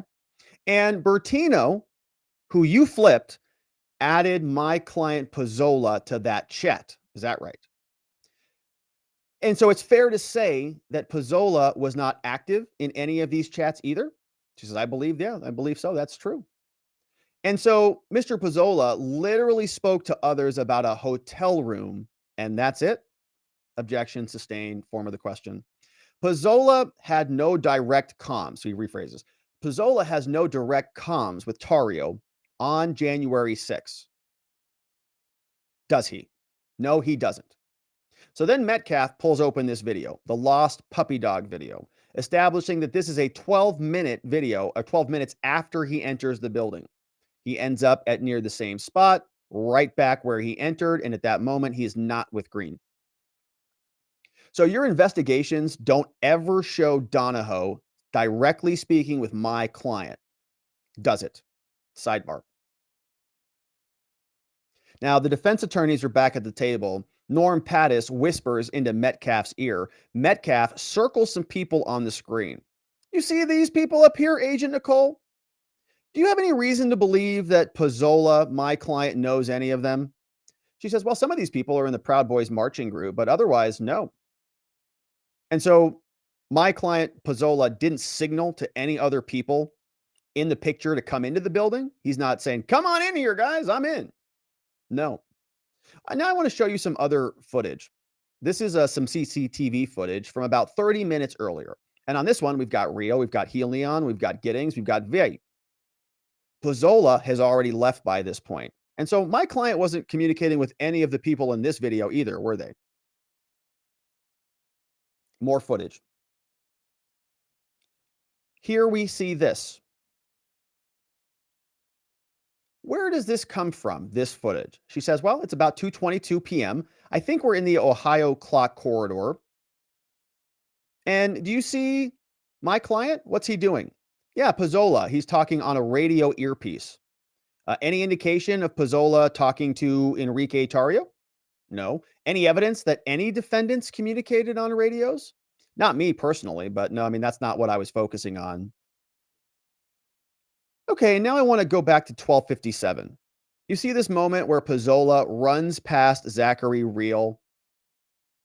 Is it possible that they never even spoke to each other after that? Yeah, it's possible. Do you have any indication inside the building that Pezzola is calling any of the other defendants? Any indication of that? No indication. And in this room at about 2:22, he's not near anybody else either, right? Right. And then he goes back to the location where he came in from, and he's still not with any of the other co-defendants, right? And he gives the shield back? Correct. So now Metcalf wants to talk about Ray Epps. He says, you see this video? Who's that person? That's Ray Epps. And who's that person? That's Ryan Samsel. And we've seen that video many times. Ryan Samsel was the man with the hat, flipped it on backwards. He was in the black, I think, vest with a gray undershirt, the red hat. He flips it backwards. He's right with Ray Epps. Ray Epps whispers in his ear. He says Epps spoke to Samsel right before Samsel turns around and breaches the barricade. You see that? And you see footage of Epps near Pezzola, right? Yes, I do. And Epps also speaks to Pezzola, doesn't he? And she says, well, Epps' arm goes up and is pointing in the direction near the Capitol, because Ray Epps was the guy who said, into the Capitol, into the Capitol. And he's talking with Pezzola, but he didn't get charged with any crimes. That's weird. So throughout your investigation, Agent Nicole, have you investigated anyone who was not a Proud Boy or associated with the Proud Boys? Well, my investigation was focused around January 6th, the leading and planning of what happened with regard to all of these defendants. So do you, Agent, you specifically, do you have any subjects of investigations who are not Proud Boys or associates of the Proud Boys? Well, I can't answer that in a yes or no. I mean, if it's an ongoing investigation, I can't comment about it, so I can't say yes or no. But Shannon Roush was not a Proud Boy. Yes, he met up with them at the food trucks. But you testified earlier that he was a Proud Boy. Oh, well, if I did say that, then I was mistaken. He says, thanks. So you were mistaken? Perfect. Thanks. Sits down. No further questions. Did you hear that, jury? You hear that? She said she was mistaken. No further questions. A little bit of a mic drop moment. Nice way to end the cross. So now all the defense attorneys are done. We've heard from all of them with that very troubling FBI agent, Nicole Miller. And so now we turn our attention over to the prosecution back on redirect. And it looks like we're going to get Knierson, Eric Michael, who's going to be doing the redirect. So the prosecutor is now out. He says, all right, FBI agent, you're doing a great job. We love you here. He says, I want to ask you about 1776 and Jeremy Bertino, saying that you spoke to the phone on the phone with Bertino close in time to when the FBI first found it on Tarrio's phone. Yeah, she says, yeah, the 1776 document was seen in Tarrio's phone and it was sent to him from Erica. And then there were text messages that went back and forth. She sent it to him. Tarrio's Googles it on 1-1. Later, he responds to Bertino on J6 mentioning Winter Palace. So they want to put in an exhibit, apparently when Tarrio Googles Winter Palace. Sidebar comes up. That word is a keyword in the 1776 returns document. It's a Cellbrite extraction. They say that the Google search occurred at 12:50:14 a.m. Defense objects. Objection. She's not an expert. She can't talk about any of this stuff. Sustained. Prosecutor asks for a sidebar. Now, Roger says that this is about the intriguing but confusing testimony that she gave earlier about Tario having allegedly, quote, created, modified, or accessed the documents. Seems to contradict expert Kate Kane's conclusion that no forensic proof exists of whether Tario actually opened the document. Yeah, because they used that phrase, they used this idea that Enrique Tario was the author or knew about this document to turn Bertino. And then the defense was saying, we can't even know whether he actually even opened the document because it was just emailed to him. So the actual expert witness, Kate Kane, says there is no conclusive proof. If FBI agent Nicole says there is, she's wrong about that as well. So she says, well, I was reviewing Tario's phone. I found the document. It says created, modified, or accessed at 9:30. And then within a half an hour, he called Nordine. One of the members of the FBI team told Kate Kane about this. All this occurred after Kate Kane sent the email to the case agents. Sorry, this is fast and confusing. I'll try to explain later. Yeah, so it's a lot. Now, Kinnearson is back up doing the redirect, trying to rehabilitate this FBI agent. Now asking her about knowledge and her limited knowledge and access to information about the database of the confidential human sources. Yesterday, we had a great cross-examination from, I believe, Carmen Hernandez, and we learned that there was a big binder full of confidential human source interview forms that the FBI had cataloged from January 6th, a big binder. And they gave it to Agent Nicole, and they said, hey, can you tell me if you recognize any of these people? And she's up there in front of the jury, and they're just rummaging through all of these. No, I don't know him, don't know him, don't know him. We're sitting here going, how many confidential human sources are there, for crying out loud? So the prosecutor says, FBI agent, do you have the ability to search a database for confidential human sources? No, we don't. And so the defense made her look very foolish for not knowing anything about confidential human sources, not even caring about them, not even looking for them. It made her look like her investigation was laser focused on only identifying the Proud Boys, because in my opinion, that's the truth. They needed to go find one of these white militia, domestic, homegrown, violent extremist groups. And they found Enrique Tario, who's not even white, to be the leader of one of them. Anyways, so they're trying to rehabilitate her now. You don't have any access to those databases, do you? No. Any reasons? Yeah, it's so we can protect our sources. Well, what about Lizardo, one of your sources who picked up Enrique Tario when he got out of jail? Did Lizardo march with the group from the Washington Monument? No. Was he present at the food trucks? Yeah. And then he went back to his Phoenix Park hotel. Lizardo is now at the food trucks. And then they go back to questions about Lizardo. They say, has he been a confidential human source prior to J6? She says, well, Lizardo made a report to his handlers sometime before J6. Objection sidebar. We'll come back to that topic. Prosecutor is now referring to Norm Pattis's questions. Yesterday, she had a difficult time circling the Proud Boys. She circled 9 people the first time, 13 people the second time. She reviewed videos time and time again. She made flashcards. She studied them. Audio, podcasts. She wanted to learn their voices. She was going crazy. I really, really wanted this guy arrested. Kind of obsessed in a weird way. So now they're asking about this. They say, hey, you've identified Zachary Reel's voice a couple times. Are you confident in those identifications? Objection, sidebar. She's not qualified. Judge says, oh, she can say, and she answers, yeah, I'm confident. I know Zach's voice. She says that there were about 50 to 100 people in the group. I probably know about 45 to 50 of them. No problems recognizing any of them. There were thousands of people there, right? Or were you investigating all of them? No, I'm not. My focus is on what happened on J6, planning, and how that event ended up happening. Well, I wonder if she asked any questions about the sergeant at arms from both houses. Wonder if she investigated Muriel Bowser and asked her why they rejected National Guard. I wonder if there was any conversation with Capitol Hill Chief of Police Stephen Sund when he requested support. Why was he rejected? Wonder if any of that happened or not. They just wanted to go single out one particular group, two in this case, the Oath Keepers and the Proud Boys, and they've done that. So now the prosecutor says, all right, this video here. There's a female voice in the background. It says, take the Capitol. You hear that? And then there's a male voice that says, Ethan, let's effing do it. And then another woman says, take the Capitol. Do you hear that?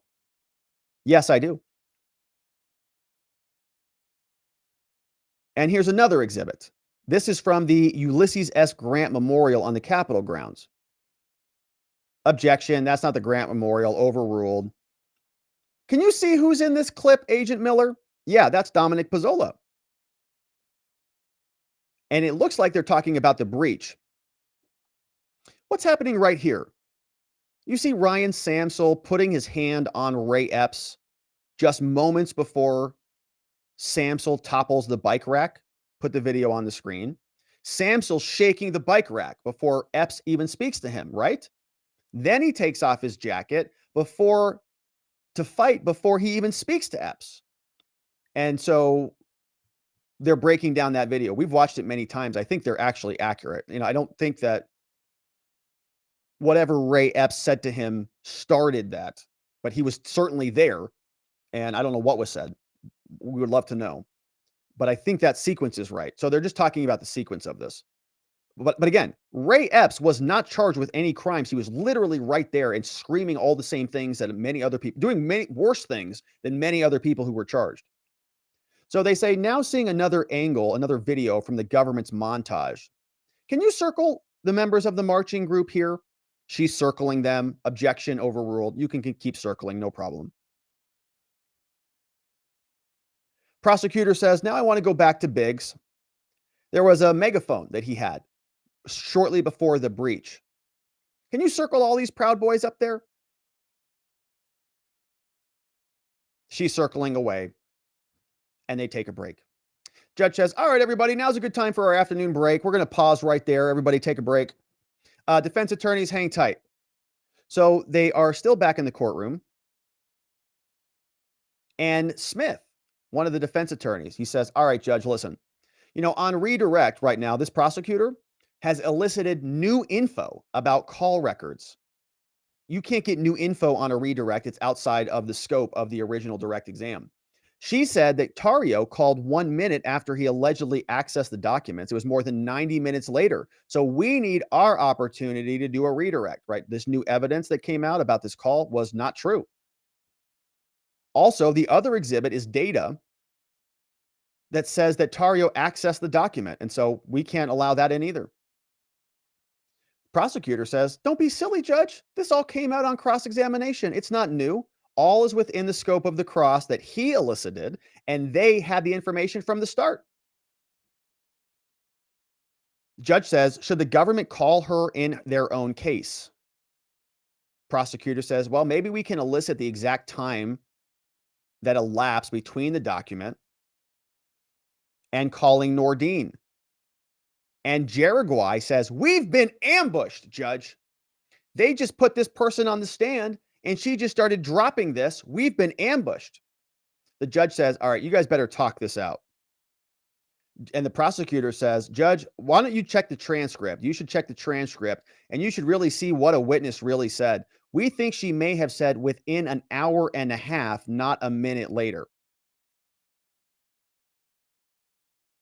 So they're having a debate about what this witness said. And how did he record this? She said Tarrio called 1 minute after he allegedly accessed the documents, okay? So our boy, Roger, he says that she said 1 minute. They're saying that she may have said an hour and a half, not a minute later. So the judge said, to see it was sandbagging when the government didn't even elicit on direct, it came out on cross. Says we actually objected when the defendant tried to go down this route. This is not an ambush. So the judge says, all right, well, I got to give the court reporter a break and put a pause on her. Carmen Hernandez says, Judge, Your Honor, I've had my hand up this whole time. Oh my gosh. So Carmen is sitting there like this. Judge, hey, hey, over here. Hey, unconstitutional. I've had my hand up this whole time. And the judge says, you've been heard many, many times, Carmen. You're not getting called on. Breaking for 10 minutes. She's like, oh, don't you hate that? I know the answer. And they don't call on you. So while on break, he says, here's what happened. At some point, FBI forensic expert Kate Kane emailed the lead FBI agent, including Miller, to write what she saw. She says no forensic proof about Tarrio at all. And even though there was circumstantial evidence that he did look at it,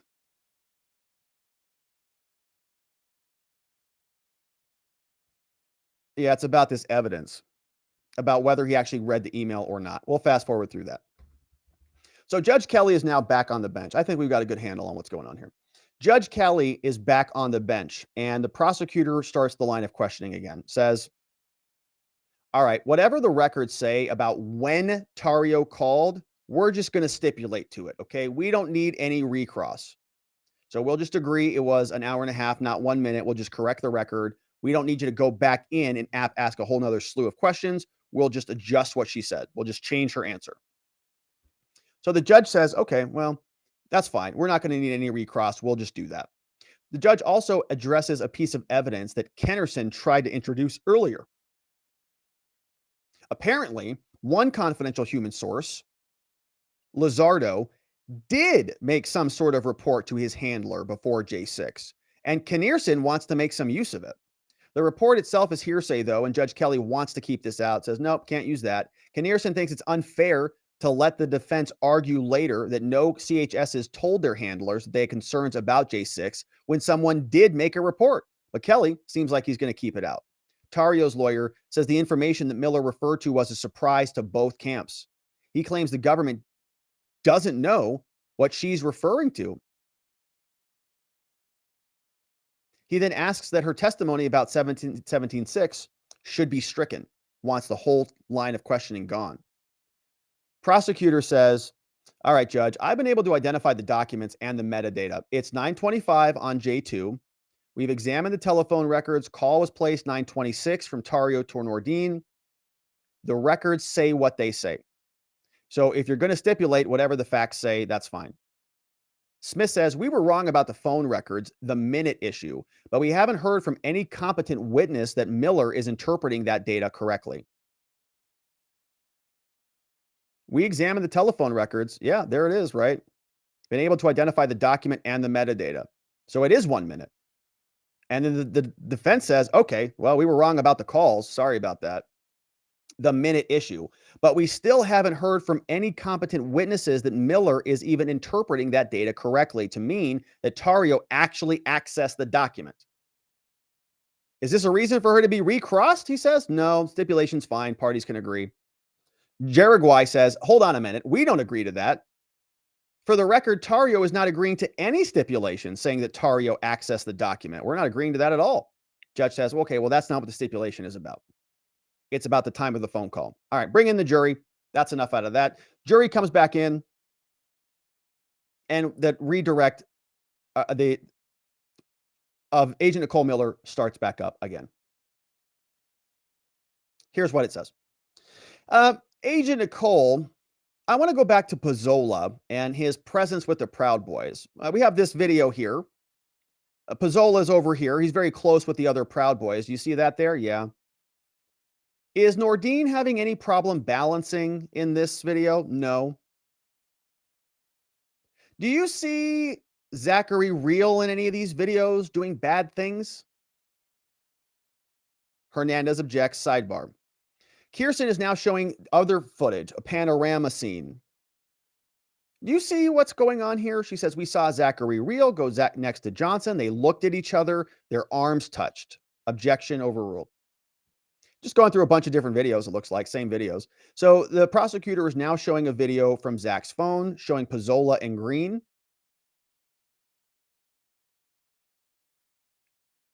Carmen Hernandez was trying to make the argument that they were not close to one another. So the defense is just the prosecution is just showing videos that they are close to one another, is basically all it is. Here's another video doing the same thing. Prosecutor says, "Hey, is Pezzola in possession of a shield at this point in this frame here? Is Pezzola in possession of a video of a shield?" Yes. Did he offer it to the police at this point? No, he did not. That was later. Go back to another video.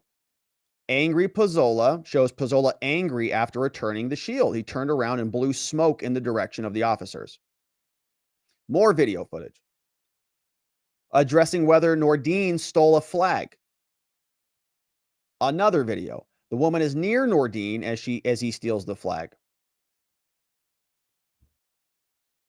Now the prosecutor is trying to show a Telegram chat. Objection, sidebar. Prosecutor gets it in.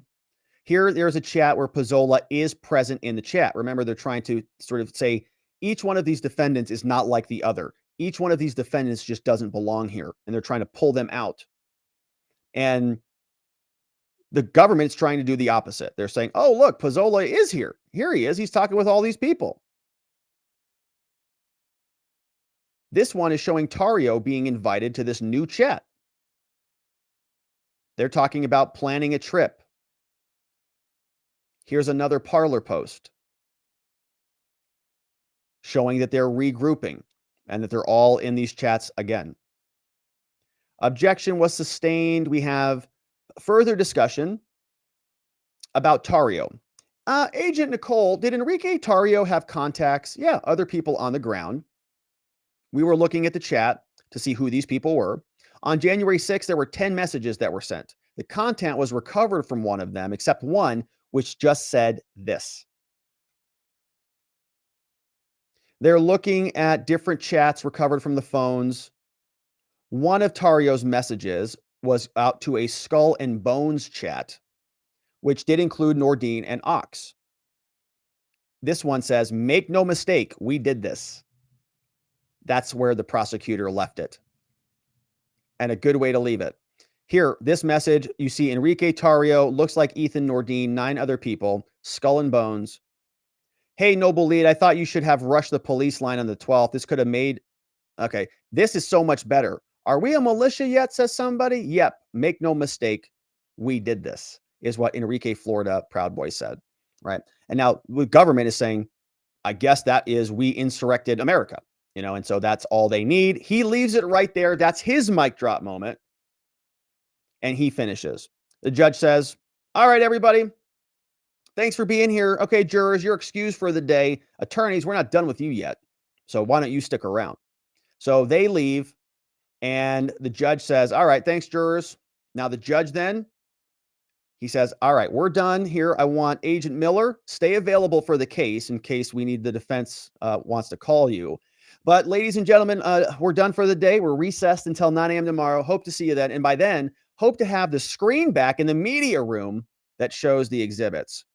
And that, my friends, is the end of the live tweet thread, courtesy of our friend Roger Parloff. And we're extremely grateful to Roger Parloff for these live threads. So make sure you're going and supporting him over there on Twitter if you're following him there, or checking out LawFare, the LawFare blog from our friend Roger Parloff. Great tweet thread, another very full day. Of course, we covered a lot of ground. We learned who all of these prosecutors were. We got familiar with all of the different defense attorneys who are representing the Proud Boys. And we saw some new filings and refreshed our recollection on the indictment. We're getting very close to being done with the government's case in chief before this all gets turned over to the defense, and we'll pick back up there as well. But now, my friends, it's time to hear from you and to see what you have to say about all of this. We're going to turn our attention to you right after we talk about staying extra healthy with your field of greens, because, my friends, we all would like to lose a little bit of those extra leftover pandemic pounds, holiday pounds, spring break pounds are being piled on. But how sick are you of all those ads for weight loss pills and fad diets? I mean, we've all been there. We've all done that. We know they don't work, but you know what does? Eating 5 healthy servings of fruits and vegetables every day. You do that and the weight probably starts falling off. But Vegetables, not a fan. Fruit, who's got time to prepare that every day? You don't have to. Instead, let's talk about Field of Greens. Now, Field of Greens is a science-backed formula, very specific fruits and vegetables that you won't find in any other product. Proper nutrition reboots your metabolism so you burn calories faster and you lose weight a healthier way. And Field of Greens is the only brand that's backed by a better health promise. You're going to look healthier, you're going to feel healthier, but the best proof is going to come at your next checkup when your doctor says, "My goodness, you've lost weight." Whatever you're doing, keep it up. And so let's get you started right now today. Go on over to fieldofgreens.com. Use code Robert when you check out. Get yourself some real organic superfood. They've got collagen, they've got sleep stuff, they've got all sorts of other healthy products there at fieldofgreens.com. The vegetables want to be eaten. They're growing in the ground for your consumption. And so don't let them down. Go to fieldofgreens.com, get bursting with green energy, and use code Robert at checkout. And so that, my friends, is what we say thank you to our sponsors for. Thank you for supporting them at fieldofgreens.com. Now let's turn our attention over to you. I saw some great super chats come in, and we had some amazing gifts. I saw Adam M. Thank you to Adam M. Gifted some memberships. We've got Gyro, Dorothy, Brandon, Johnny Boy, all coming in the house. John McGarvey was a member for 8 months. Shout out to John McGarvey. He says, "Sup over there." Ray K has been a member for 13 months. Ray K's been a member for 13 months. Holy moly, Ray K. Says, "Thanks, Rob." Honk, honk out of Canada. That's a freedom rally honk. We miss those. The honking will continue until freedom improves. Remember those days? Zulu's in the house. Zulu gifted some nice memberships. And Zulu, I saw you this morning on our morning stream. You came in right as we were finishing. I saw, like, as I pressed end, I saw your, "Hey, everybody." Oh, perfect timing. So thank you. Zulu gifted 5 memberships. Super grateful that for all of our new members, we're having a ton of fun. And we do our morning members only shows, no matter where you're a member, on YouTube, on Locals. We stream it on Telegram. And so if you want some more content, if you want to connect at a deeper level and talk about some other things, we talked about crypto and banking and other things this morning, definitely come and do it. We're grateful to everybody who is gifting our members. Super appreciative of it. All right, let's see what else we had. We had some great tips come over from our friends on Locals. We had NY Renal MD in the house. Says, "Why don't they just come out and say it? We need 24 hours notice so we can destroy evidence and intimidate witnesses," which is just great. Yeah, you got to put them on notice in case they know. In case there's something in there that they don't want you to see. They can start moving things around. Here's a new GIF. This one from John McGarvey says, "Rob, you need to add a new GIF to YouTube. May I suggest that?" That's my pull-ups GIF. For our members, I was showing you something that I use when I lift. You see those things around my wrists up there? You'll have to watch. You have to become a member and watch the video if you want to know what those things around my wrists are. Look at that, man. I'm still going. This is crazy. How many have I cranked out right here? Like 50? I'm super strong. Look at that. By the time we come back, I'll probably have knocked out about 150 or so. Man, I'm really, really, really huge. American Granny says, "Great show again. Would never understand so much of these topics without watching the watchers and this awesome chat group. Thanks to all." And we do. We have an awesome chat group. We have the best chats by far. And we're grateful for American Granny and for all of our friends who join us every day when we go live. Also want to shout out our Rumble friends. We have, who's over there? Fairy Dance. We got Nick Danger. Jason Bates is over there. Jason Bates. Jason Bates has a Rumble channel, by the way, at Jason Bates, Jayson Bates, Bates. I haven't seen it. Don't know what's there, but he's over there. And so shout out to Jason Bates if you want to check out another person on Rumble. We got Nick Danger, Jan X in the house, Fairy Dance, Jay Caledonia, Blue Bunny's in the house. Says, "I doubt a judge would go against any of these rulings." Domestic surveillance is now tenfold from Blue Bunny. Jan X over there. Good to see the Rumble crew in the house. Good to see everybody over there. And appreciate you guys. So let's also turn our attention to Twitter and then to the YouTube super chats before we go over for our after party, for our members only after party. Let's see who we have on the YouTubes.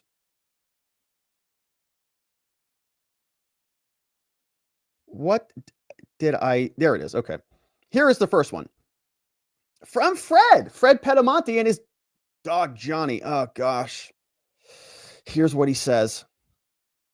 He says, Rob, I don't think this is from Johnny. This is from Fred. He says, Rob, I got permanently banned from Twitter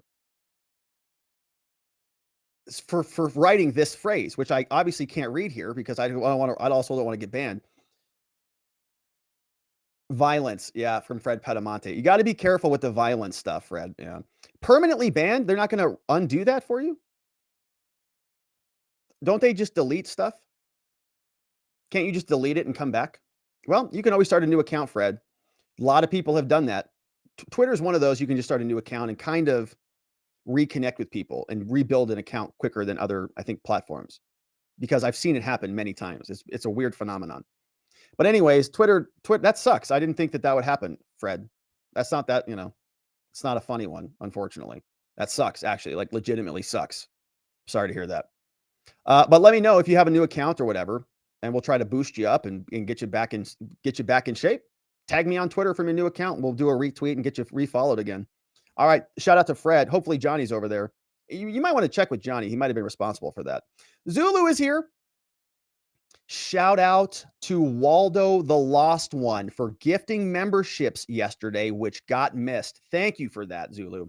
Yeah, shout out to Waldo the Lost One. And Waldo, I apologize to you, my friend. Thank you for being so generous. I couldn't see everything, and I have to get a better.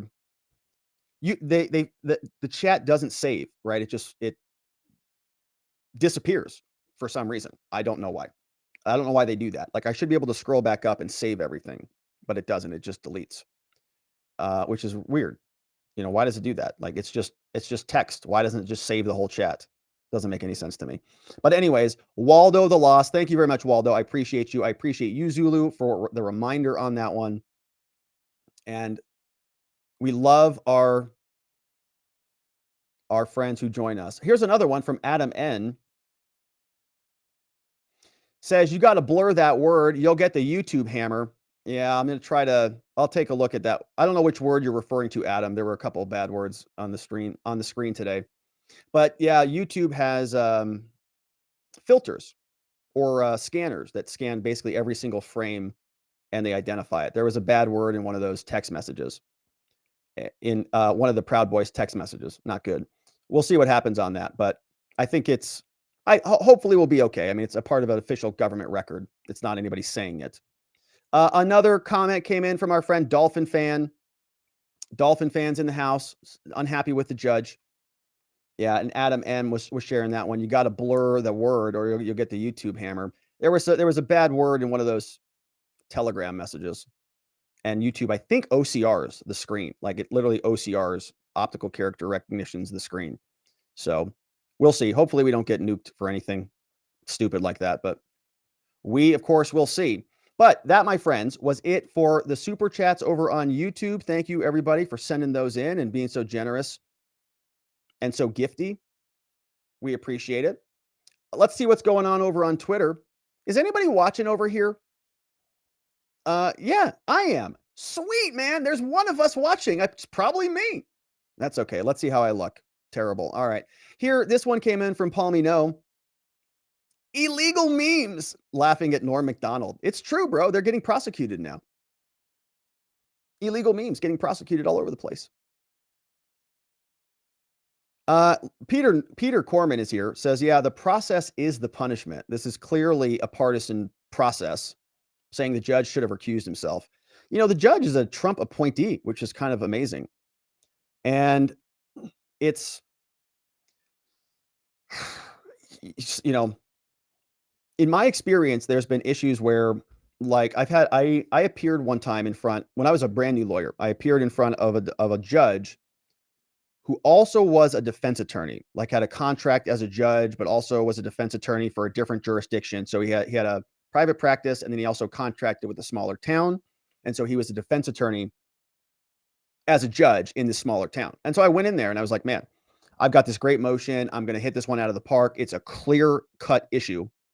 He's a defense attorney. He'll understand it. I'm legally right? And I was so confident in my argument. And he ruled against me. and like was hard and aggressive and mean and rude and like not at all what I was expecting.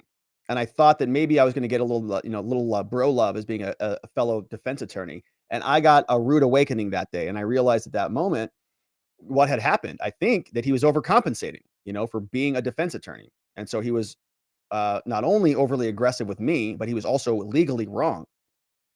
And, sort of changed a lot of what I thought I knew that day. Anyways, so, you could theorize that maybe this judge is of that same perspective. He's got to show that he's definitely not a Trump loyalist. He's definitely not a conservative, right winger or anything like that. So he's being very hard against some of the rulings that I think should have gone the other way. Could have been a possibility. I don't know. Donna says Roger Parloff has done a fantastic job with his Twitter thread. He did. He's awesome. Yeah, Roger Parloff is awesome. He's doing a great job. It's almost like being in court, says Donna. Thank you, Donna. Rob's quite entertaining on such a farce of a trial. Salt Farmer says, great job as always, Rob. Thanks for breaking it down. Good to see you, Salt. Governor Hochul. Andrea says that they didn't try to prevent J6. Instead, they just set up the Proud Boys. FBI is just as guilty as anyone who did not stop those who were destructive or did not protect the Capitol, including Pelosi. Why don't they stop it? That's the question I would ask Miller.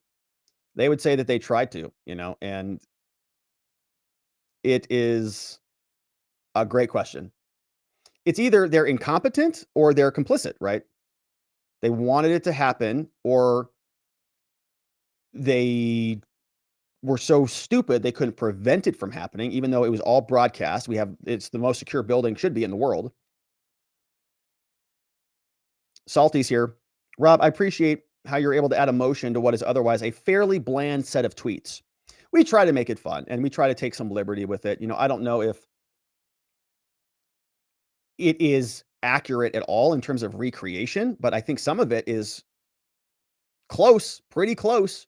Those defense attorneys, we could see their frustration coming through this. And I appreciate you joining us.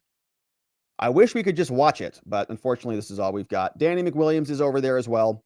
And those are our Twitter friends. And if you're over on Twitter, don't forget to follow your fellow watcher friends and like those tweets, baby. All right. And so that is where we will leave it, my friends. Thank you for joining us here today. We did cover a lot of ground. Before we wrap up, I want to invite you to join us. We're going over for our after party for members only. And so come check us out, watchingthewatchers.locals.com, or click the join button on YouTube. And if you're on YouTube, don't forget to grab the private Telegram group link, because that's where you're going to watch the rest of today's feed when we're done here. So come check us out, watchingthewatchers.locals.com. Also, don't forget to grab your Field of Greens, my friends. It's good. It tastes good going down. It's got antioxidants. It's got a metabolic blend in there to help you burn calories faster. It's got all sorts of good stuff. Fieldofgreens.com. I've got mine here. I've got a bunch of it, actually. This is the one I keep downstairs here, but I've got a bunch more upstairs. And it's good stuff. It tastes good. The vegetables want to be eaten. Don't forget to use code Robert when you check out. Also, my former law firm, our friends over at the R&R Law Group, helping really good people charged with crimes find safety, clarity, and hope. And they will take good care of you if you need help in the state of Arizona. 480-787-0394. Also want to thank the mods who mod down the fort for us and keep things nice and orderly. Our friends Vienticus Prime, K-Bean, we got Just Cause, Playing Hooky, Ronnie Cole, Zulu, and Geomancy Games, along with Zach Nichols and John Allen modding down the fort for us. We've got Sleepy Dog Lee, our friend Paul Mino, and on locals, Geegum, who have all been very helpful and great to the show, and we want to thank them as well. And so that, my friends, is it for us on the day. Real quick, I forgot to mention this. I saw this morning. I'll probably mention this again tomorrow at the start of the show. But our very good friend, Nick Rekieta, is going through some litigation here. And I posted this tweet. Okay, if you're inclined, if you want to support a good guy, Nick Rekieta, who's doing good work out there, he's in the middle of litigation. And I posted a tweet about this saying that Nick has always been a friend of free speech. He's always held the door open for others in this space. I believe that. He's been very, very kind and courteous to us here. And I think he's been on the right side of history on a lot of the biggest important issues of our time. And so he's facing some litigation. And so if you are a person of the mindset that you want to help him on this and help support him through this, that's the link. He's over at Give, Send, Go, and we'll continue to support him as he fights through this battle. So just wanted to shout that out. We'll probably mention it again tomorrow, but go support our friend Nick Ricada if you can. But that, my friends, is it for us on the day. We are going to leave it there. We're going over to our members only after party. I hope to see you there. But if not, we'll see you right back here tomorrow to do it all again. And I hope to see you here so that together with your help, we can shine that big, beautiful spotlight of accountability and transparency down upon our system with the hope of finding justice. Make it a great evening, my friends. I'll see you right back here tomorrow. Bye-bye, everybody.